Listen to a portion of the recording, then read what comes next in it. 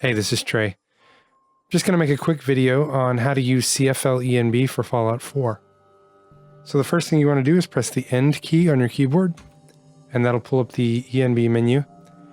And then to adjust things, click on this Enb Effect Post Pass tab, and then you can change your look preset by clicking on the technique here. Now your look will likely look smaller than this unless you chose Custom List. The default custom list is currently set up to have every single look compiled into one list here. And you can figure out how to set up the custom list yourself in another video that I'll link in the description below. But anyway, you can choose which look from the technique tab here. So let's go ahead and choose, let's go with Kodachrome. Now you can see the image changed, the color and everything changed. If I choose Hampton, things change again. If I choose Apocalypse, totally different feeling. Let's choose Tetrachrome. Or how about 5219? Yeah, anyway, so you can choose your look here. And then the mix level determines how much of that look that you want to mix in with the original image. Pull it all the way down, nothing happens. And obviously one is full mix. Let me stop this camera from spinning really quick. Grain level, adjust how much film grain you see on screen. You can kill it completely or you can turn it up all the way. Now one thing to keep in mind, each preset has its own particular film grain profile. For example, Hampton is considered a digital color grade, so there is grain, but it's really subtle and it's meant to emulate what a digital cinema camera's noise would be, and less like grain. If you crank it up all the way, you can see it sort of. I don't know how we'll be able to see it on YouTube, but at the default value of 0.03, it's very almost invisible. And then stuff like Apocalypse has really heavy, grungy type grain. And then Kodachrome, for instance, has a really tight grain pattern that you can see, but it's more subtle. So just keep that in mind. You may need to adjust the grain amount to taste between the varying presets. Moving on, so Chromatic Aberration is, this is just a simulation of lens distortion.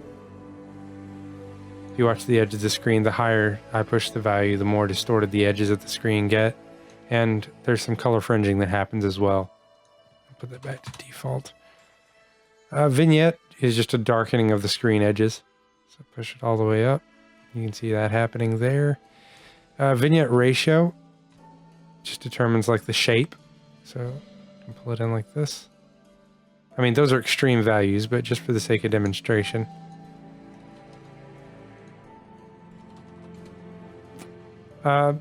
Camera settings, these are self-explanatory. I don't really need to go over those, and the same with sharpening. These features here, color grading, are more advanced features.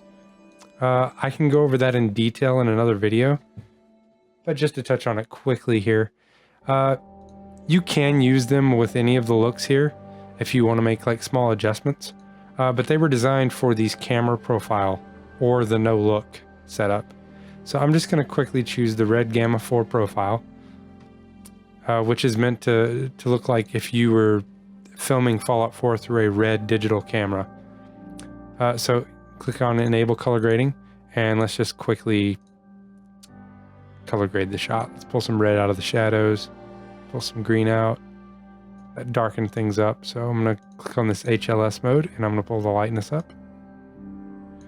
And let's pull blue out of the top end, and green. And let's lift this up a bit. And let's pull some red out of the midtones.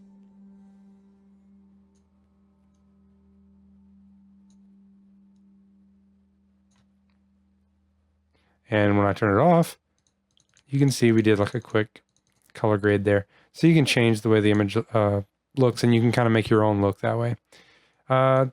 Underneath here, the fade tool basically just fades the shadows and the highlights together to make it look like an aged photograph. Now, that's best used in extreme contrast situations. So let me pull this down here. Punch that up a lot. Pull that down.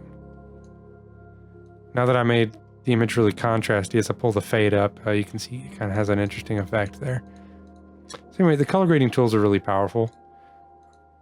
And I'm going to go over the gradient overlay. Check this.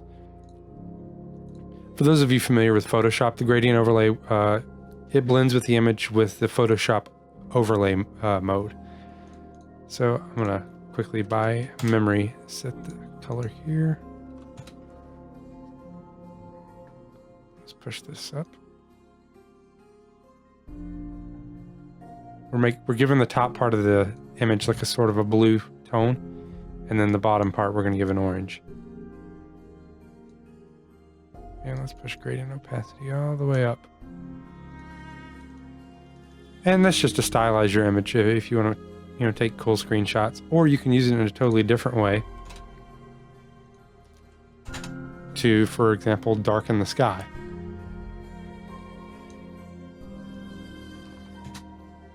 Or darken the bottom of the screen. Or brighten things.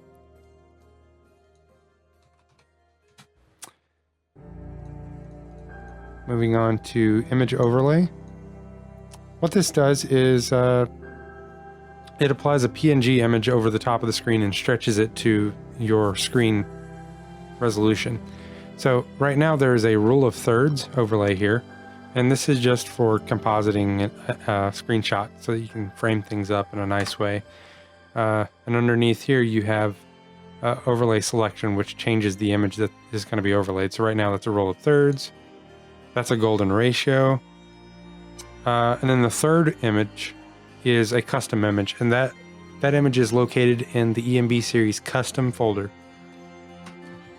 Hang on, let me put this back on something like, say, Hampton. Let's try that. Number 3 is in the custom folder, and this will allow you to put your own image overlays into the game. Image overlays are useful. Set the overlay opacity to 1 so it's not semi-transparent. They're useful because as you go past 3, I have some others in here.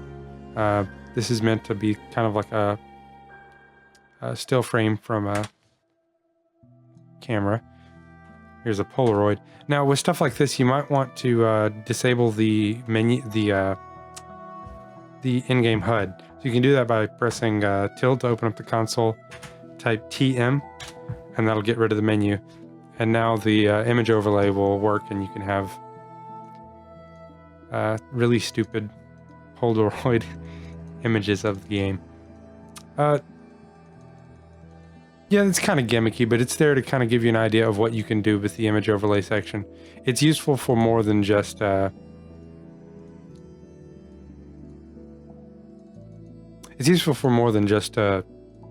composition overlays. You can do other things with it. And then lastly, we have our image format section. Turn on letterbox. You can set the letterbox ratio, and that does support ratios that are less than 16:9. So let's set this to 2.35 as the default. And there's an option here to sync the vignette to the letterbox ratio. So if I push vignette up here, you can see it darkening the screen quite a bit here, but there's not much happening on the tops and the bottom of the image. So you go down here and we sync that, and then suddenly the vignette will work within the letterbox bounds. And then there's an option here to enable or disable the post dithering that's happening here. And I would recommend disabling that and this if you're making a video, which I stupidly did not do. Which means my video is probably going to be fairly large, and I'm going to have a headache uploading it. But yeah, if you want to have smaller file sizes, if you record video or stream, you might want to disable this and this. And then down here, this is just a list of ratios for letterbox. If you want to have something that actually looks like a film, you can pick one of these ratios and they'll be accurate. Anyway, that about covers how to use the CFL ENB for Fallout 4. I hope you guys enjoy it, and I'll catch you in the next video.